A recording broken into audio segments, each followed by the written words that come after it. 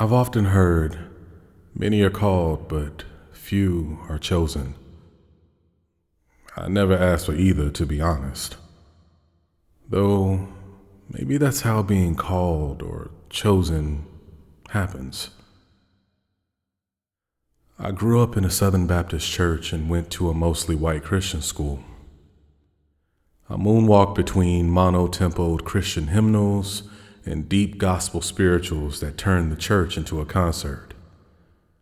And I learned about two different gods: Black Jesus, who was there to endure and comfort those who were victims, to the remnants of manifest destiny that white Jesus left behind.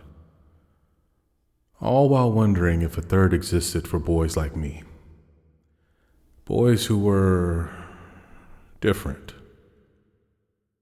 I think the calling, or choosing, happened when a Bible verse struck a chord with my intellectually nosy second or third grade self. Deuteronomy 4:29, King James Version.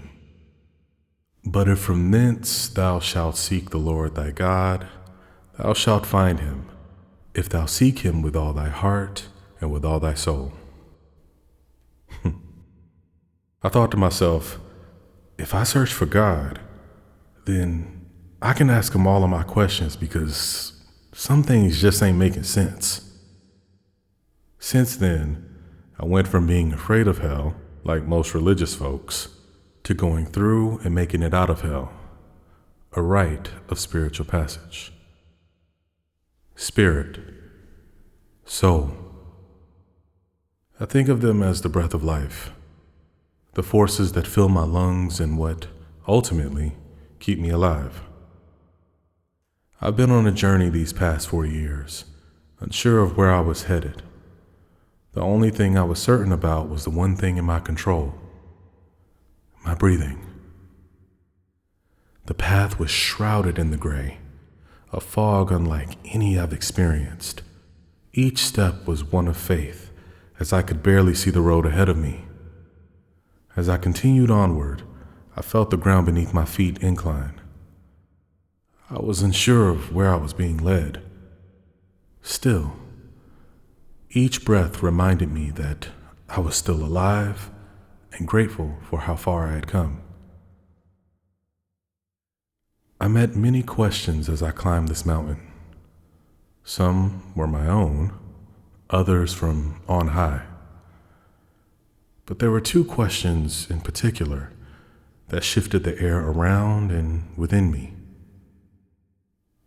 What if it does work and lead to your joy? Why not you? Grace will catch me in the surrender. One of my life mantras that helped me ascend that mountain. I had to do it. To remove the battered armor, to relinquish control of everything beyond my grasp, to accept the ways I am powerful and powerless. I had no choice but to be vulnerable if I was to continue the climb.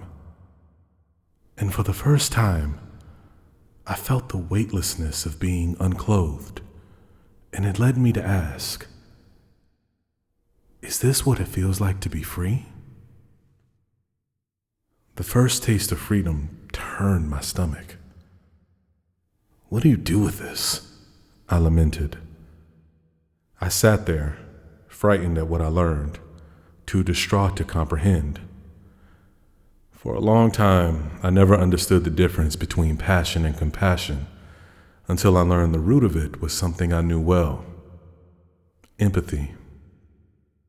Feeling turned to deed, understanding becoming action, emotion in motion. That is compassion.